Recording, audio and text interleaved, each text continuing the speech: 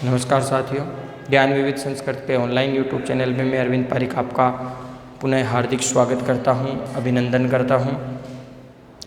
Last video हमने 2-3 video कल से हम बना रहे हैं जिसमें हमने राष्ट्रकूट राजाओं के बारे में पढ़ा था। आज हम एक नया टॉपिक लेकर आए हैं, पाल वंश। पाल वंश मैंने एक दिन पहले बताया था कि एक युद्ध होता है कन्नौज के लिए, और ये युद्ध होता है त्रिपक्षीय युद्ध, 3 पक्षों के मध्य। और इस पक्ष में 3 शक्तियाँ होती है। एक होती है बंगाल के पाल, दक्षिण के राष्ट्रकूट जिनका हम अध्ययन कर चुके हैं, और एक ये उत्तर भारत की शक्ति होती है। अंत में विजय यही होते हैं, गुर्जर प्रतिहार। तो ये राजा होते हैं, इनमें ये इसके बारे में हम अध्ययन कर चुके हैं। आज हम अध्ययन करेंगे बंगाल के पाल के बारे में। बंगाल का जो पाल वंश जो था, पाल जो शासक थे, यहाँ का जो संस्थापक था वो पहला जो प्रथम शासक था जिसका संस्थापक था वो था गोपाल। अंतिम शासक था मदन पाल। गोपाल जो था जिसका चुनाव के द्वारा ये बनाया गया था, और ये पहला जो शासक था चुनाव के द्वारा ये हुआ था मत्स्य न्याय द्वारा। मत्स्य न्याय, मत्स्य न्याय का अर्थ होता है बड़ी मछली हमेशा छोटी मछली को खाती है। बड़ी मछली हमेशा छोटी मछली को खाती है, यानी बड़ी मछली हमेशा छोटी मछली को खाती है। यानी जो पैसे वाले होते हैं वो गरीब का शोषण करते हैं। इस प्रकार बंगाल में 3 राजाओं की हत्या कर दी।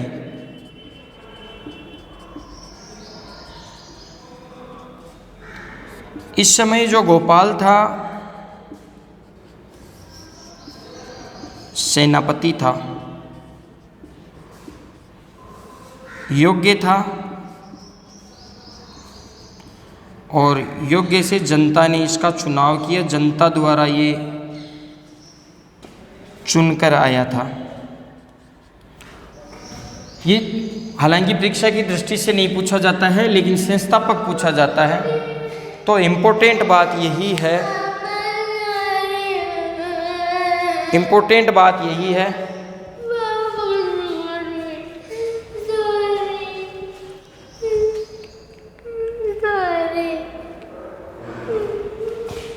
इम्पोर्टेंट यही है कि संस्थापक कौन था। संस्थापक ही आपको पूछेंगे कि पाल वंश का जो शासक था वो कौन था। गोपाल था। ठीक है। बड़ी मछली हमेशा छोटी मछली को खाती है। कन्नौज में त्रिपक्षीय युद्ध होता है जिसमें इसका हम अध्ययन कर चुके हैं। बंगाल का जो पाल था वो अब हम अध्ययन करेंगे। गोपाल जो था मत्स्य न्याय द्वारा 3 राजाओं की हत्या कर दी गई थी। सेनापति था, जनता द्वारा चुनकर आया था। तो हम इसकी मुख्य और जो इसके प्रमुख शासक है इनके बारे में हम अध्ययन करेंगे। तो संस्थापक जो था वो कौन था? गोपाल था। अंतिम शासक की अगर बात करते हैं तो अंतिम शासक था मदन पाल। कई बार अंतिम शासक पूछ लेते हैं, गुप्त वंश का पूछा गया है, राष्ट्रकूट का पूछा गया है, तो अब की बार आपको ये पूछ सकते हैं। तो अंतिम शासक जो था वो मदन पाल था। पाल वंश जो कहाँ का था?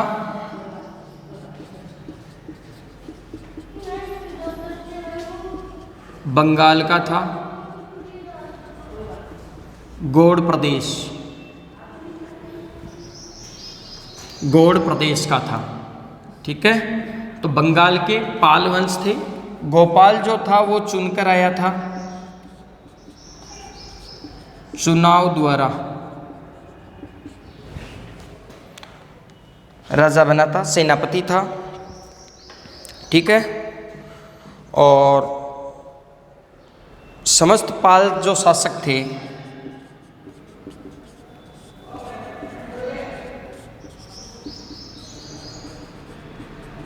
बौद्ध मतानुयायी थे। ये ध्यान में रखना, दो बातें देखो, समस्त जितने भी पाल शासक थे ये बौद्ध मतानुयायी थे। और बौद्ध मतानुयायी होते हैं वो एक ही उपाधि धारण करते हैं, परम सौगात।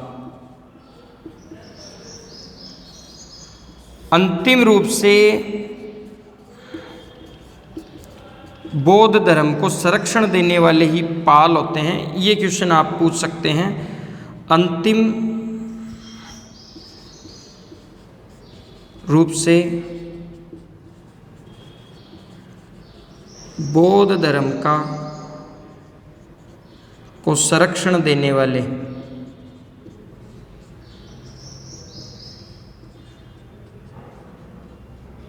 पाल ही थे। ठीक है। ये तीन बातें ध्यान में रखना भी कि एक तो ये बौद्ध मतानुयायी थे, परम सौगात की उपाधि धारण करते थे, और अंतिम रूप से ये बौद्ध धर्म का संरक्षण। इसके बाद में बौद्ध धर्म का संरक्षण नहीं होता है, ये भारत में ही पनपता है, लेकिन वर्तमान समय में भारत में नहीं है।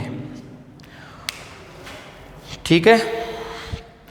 मत्स्य न्याय के बारे में मैं आपको बता ही चुका हूँ कि मत्स्य न्याय क्या था।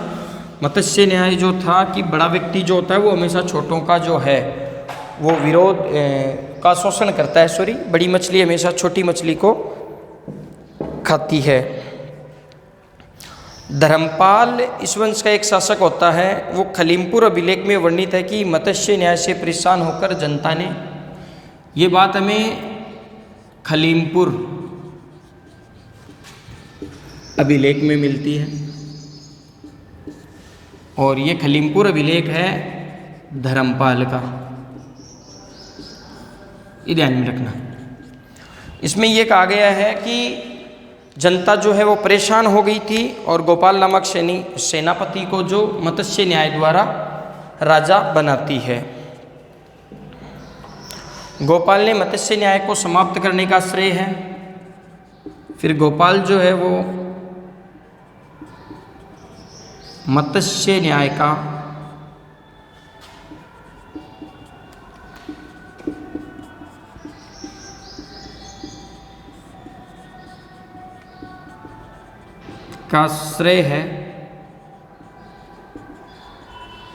श्रेय है।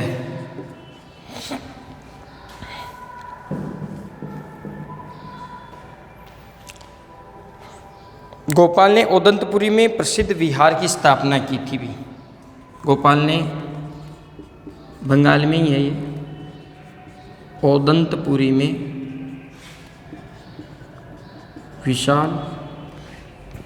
विशाल या प्रसिद्ध विहार की स्थापना की थी। विशाल विहार या प्रसिद्ध विहार की स्थापना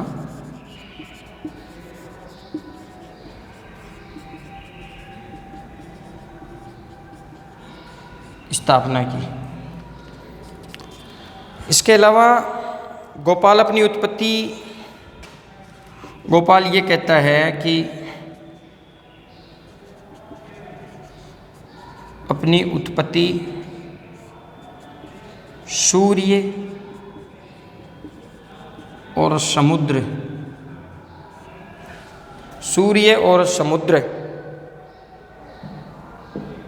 से बताया है।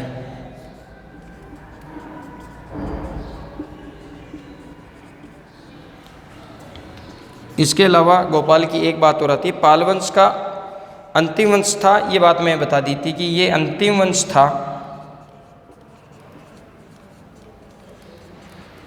जिसने बौद्ध धर्म को संरक्षण दिया। बौद्ध धर्म को संरक्षण प्रदान किया। ठीक है। इसके बाद में हम अध्ययन करेंगे। ये था गोपाल की कुछ बातें। गोपाल के बारे में इतनी नहीं है, एक या दो बातें हैं कि समुद्र और सूर्य का वंशज बताता है और मत्स्य न्याय को ये समाप्त कर देता है। खलीमपुर अभिलेख में मत्स्य न्याय की जो है वो व्याख्या की गई है। इसके बाद में आता है एक महान शासक धर्मपाल, गजब का शासक था, अमोघ वर्ष की तरह। ठीक है, तो इस वंश का ये महान शासक था। सबसे पहली बात तो यही लिख दो, इस वंश का महान शासक, पहली बात तो ये। दूसरी बात आप लिखते हैं, इसने विक्रमशिला विश्वविद्यालय का निर्माण करवाया। ये वेरी वेरी इंपॉर्टेंट लाइन है भी। इसने विक्रमशिला विश्वविद्यालय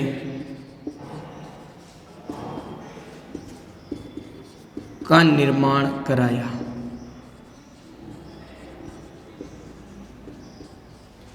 निर्माण कराया, वेरी इंपॉर्टेंट लाइन है भाई ये। नालंदा विश्वविद्यालय में इसने सुधार करवाए थे।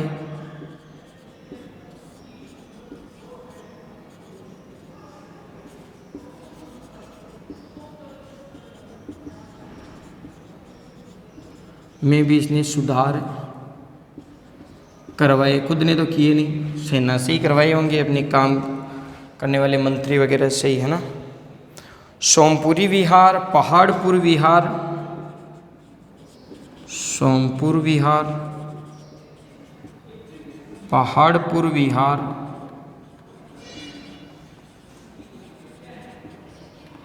वर्तमान की अगर बात करें तो ये बांग्लादेश में है, उस समय अपने भारत में थे, का निर्माण कराया।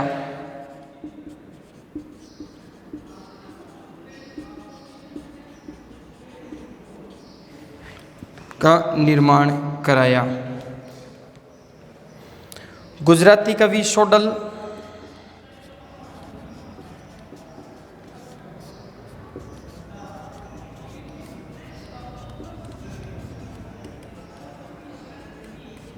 गुजराती कवि शोडल जो था, गुजरात का रहने वाला था, शोडल ने इसे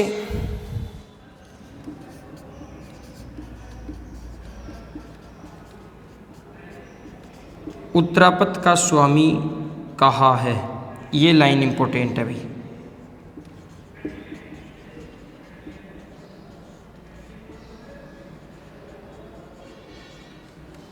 इसकी पुस्तक भी हमें मिलती है, उसका भी नाम आप लिख लीजिएगा, उदय सुंदरी कथा।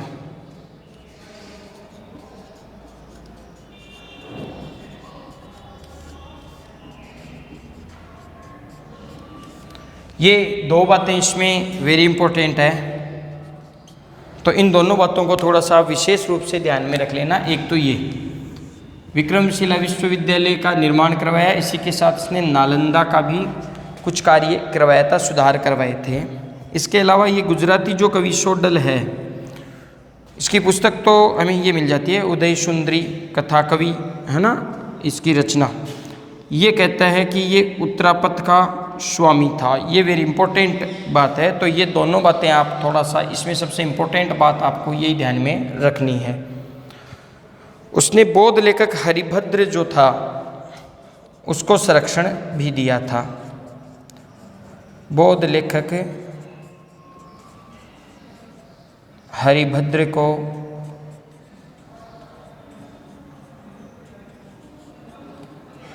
संरक्षण दिया था।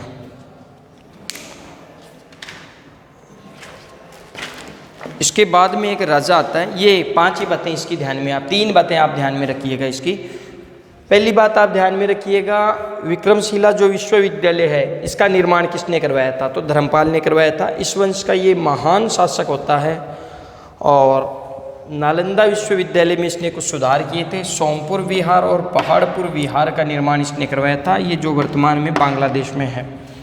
गुजराती कवि जो शोडल कवि थे, ये इसे उत्तरापथ का स्वामी कहते हैं और इसकी कथा जो है वो उदय सुंदरी है। बौद्ध लेखक हरिभद्र को ये संरक्षण देता है। बस 4 बातें। इसके बाद में हम बात करते हैं देवपाल की। जो राजा है, मुख्य पाल वंश में कोई इतना बड़ा राजा नहीं हुआ है कि जिसके बारे में हम एक क्लास पर चर्चा करें। एक क्लास का पूरा पाल वंश हो जाता है। देवपाल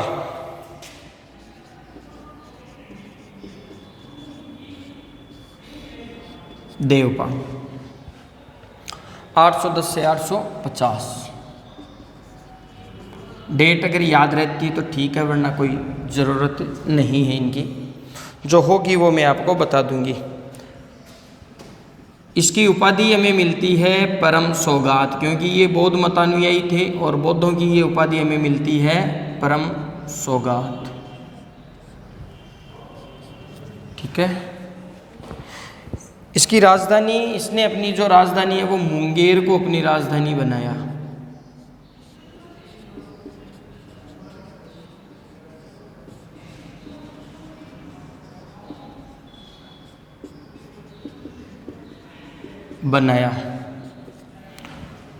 उपाधि अपनी लिखी ली। लगभग इसने 40 वर्षों तक शासन किया।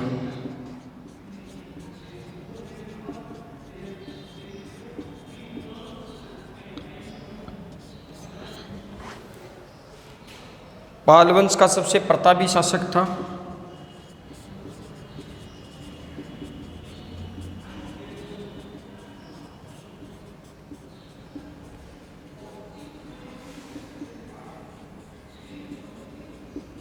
प्रतापी शासक था।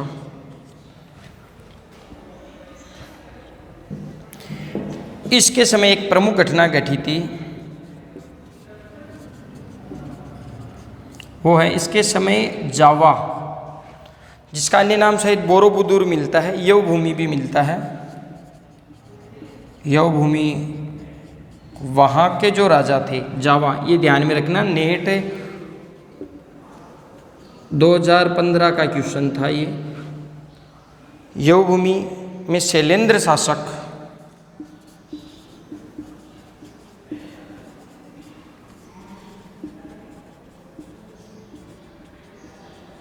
बालदेवपुत्र, शैलेंद्र शासक बालदेवपुत्र ने नालंदा में एक विहार बनाया।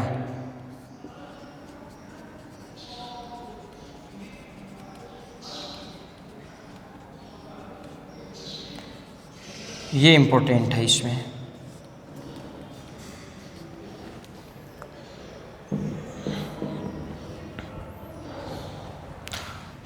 तिब्बत का एक लेखक है तारानाथ, वो इसके बारे में एक बात कहता है। वो ये कहता है कि देवपाल को बौद्ध धर्म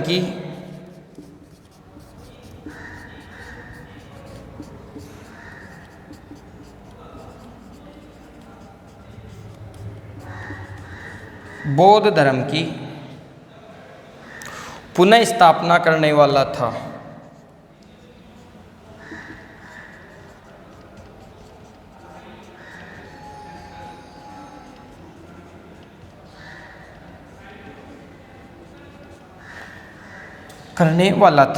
ये इतनी बातें हैं इसकी। एक बार रिपीट कर लीजिएगा। देवपाल 810 से 850 परम सौगात, क्योंकि बौद्ध था तो परम सौगात की उपाधि धारण करने वाला था। मुंगेर को अपनी राजधानी बनाता है। इसके अलावा 40 वर्षों तक ये शासन करता है। पाल वंश का सबसे प्रतापी शासक होता है। सबसे इम्पोर्टेंट बात है कि इसके समय जावा यानी यव भूमि का शैलेंद्र शासक बालदेव पुत्र ने नालंदा में एक विहार बनाया था। किसके समय? और देवपाल को बौद्ध धर्म की पुनः स्थापना करने वाला कहता है। और कहने वाला जो होता है वो होता है आपका तिब्बत का जो इतिहासकार है तारानाथ। वो इसके एक अभिलेख मिलता है अनकोरा, हाल ही में मिला है। लेखक का पता नहीं चला है, अज्ञात लेखक। जैसे राजस्थान में कई थे ना, उसके सिलबट्टे बना लिए गए थे कुछ अभिलेख जहाँ पर मिले हैं ना पत्थर पर, तो उसको सिलबट्टे बना लिए गए। तो वैसे यही बना लिया होगा अनकोरा ताम्रपत्र। हाल ही में ये मिला है।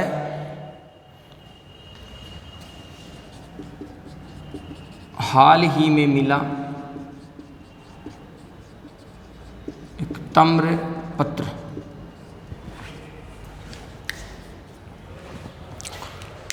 इसमें एक नए पाल शासक महेंद्र पाल का अस्तित्व प्रमाणित है। एक नए शासक महेंद्र पाल का अस्तित्व ये बताता है कि एक महेंद्र पाल का जो प्रमाणित है, ये ध्यान में रख लेना। अगर ये आ जाता है तो अनकोरा जो है ये थोड़ा सा आप ध्यान में रख लीजिएगा।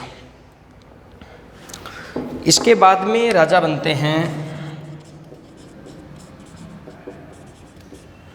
इसके बाद में मुख्य राजा बनते हैं आपके विग्रहपाल,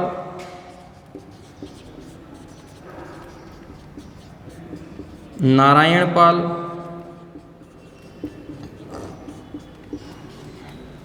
नारायणपाल की पहले आप एक बात करो, बादल अभिलेख जिसने देवपाल को मल्लेच्छ विजेता कहा है।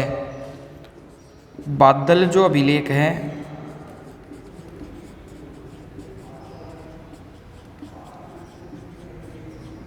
इसको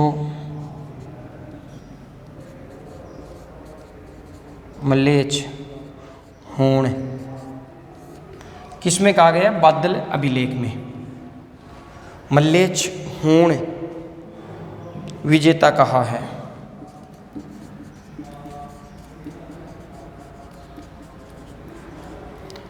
नारायणपाल, विग्रहपाल के बाद में आपका मिलता है नारायणपाल। इसके बाद में राज्यपाल,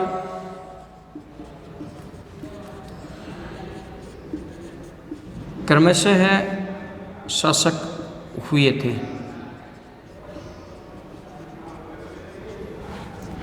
शासक हुए थे। महिपाल,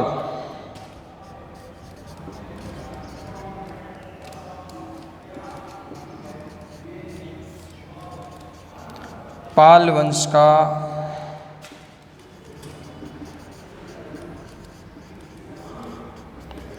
दूसरा संस्थापक, पाल वंश का दूसरा संस्थापक।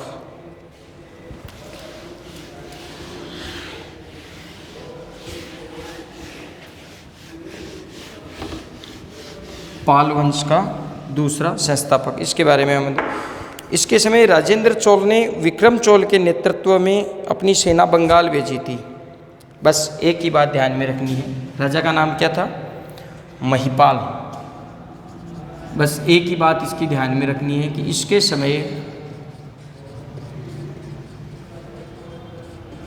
राजेंद्र चोल ने, डेट आपकी 1023 में, 1023 में विक्रम चोल के नेतृत्व में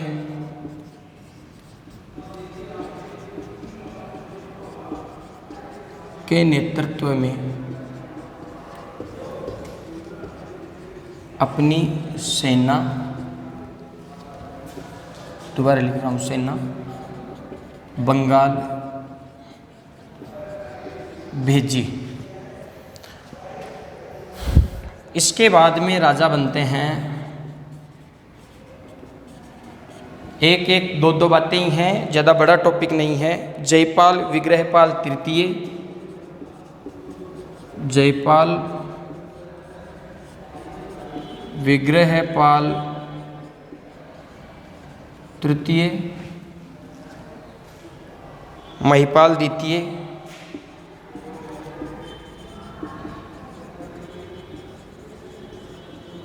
व रामपाल, ये शासक हुए। रामपाल की बात करते हैं तो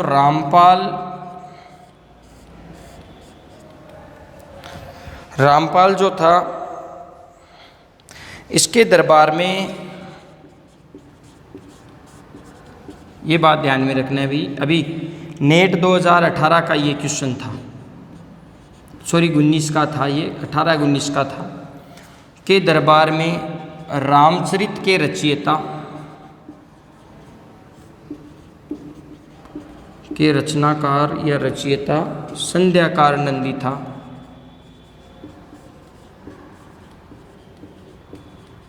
नंदी रहता था। ये इम्पोर्टेंट बात है भाई। एक तो ये, इसके बारे में 3 बातें हैं जिसमें ये संध्याकार नंदी जो है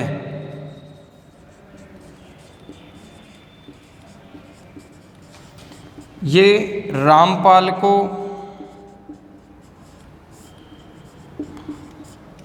तो कहता है राम चालुक्य राम, और स्वयं को कहता है वाल्मीकि। ये बात ध्यान में रखनी है आपको। रामपाल को कहता है राम और स्वयं को कहता है वाल्मीकि। इसके अलावा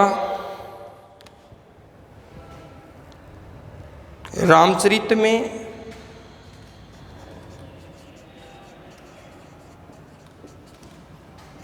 केवर्त,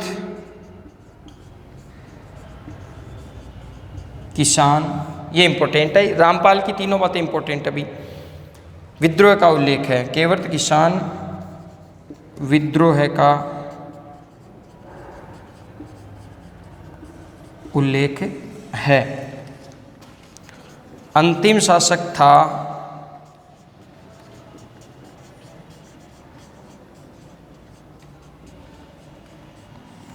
मदनपाल।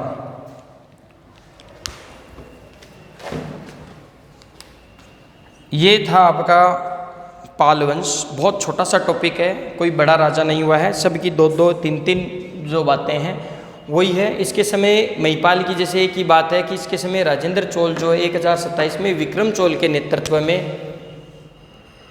अपनी सेना बंगाल भेजी थी।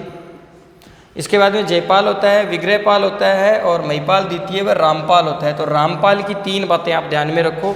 सेकंड लास्ट राजा होता है कि इसके दरबार में ये संध्याकार नंदी रहता है जो रामपाल को राम कहता है और स्वयं को वाल्मीकि। ये इंपॉर्टेंट था, नेट 2019 का ये क्वेश्चन था कि किसने क्या कहा है। तो स्वयं को कौन वाल्मीकि कहता है, तो संध्याकार नंदी कहता है। और इसी की जो पुस्तक है वो कौन सी है, मिलाने वाले क्वेश्चन में सीधा का सीधा आप ध्यान रखो। तो रामचरित जो है वो संध्याकार नंदी की है, और रामचरित में एक विद्रोह होता है, केवर्त किसान विद्रोह का उल्लेख हमें मिलता है, और ये इस वंश का अंतिम शासक होता है। ये सब एक क्लास में आपका पाल जो वंश है वो समाप्त हो गया है। अब कल हम चालुक्यों के बारे में पढ़ेंगे।